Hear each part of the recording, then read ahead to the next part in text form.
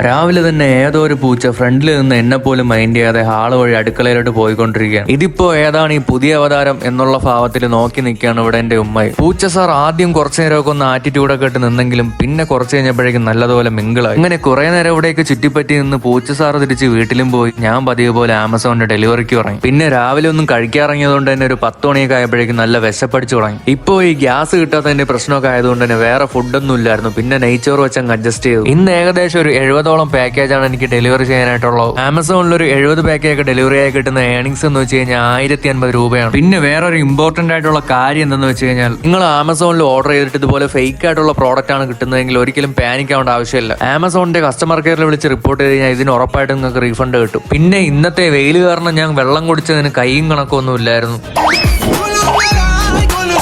പിന്നെ തിരിച്ചു വരുന്ന വഴി ഇത് പോത്തങ്കോട് തന്നെയാണോ എന്നവരെ എനിക്ക് തോന്നിപ്പോയി. കാര്യം എന്തെന്ന് വെച്ച് കഴിഞ്ഞാൽ വലിയ ട്രാഫിക് ബ്ലോക്ക് ഒന്നും കാണാനില്ല ഈ സമയത്ത്. അങ്ങനെ വീട്ടിലേക്ക് എത്തി ഞാനിപ്പോൾ ഫോണിൽ ഒരു സീരീസ് കണ്ടോണ്ടിരിക്കുകയാണ്.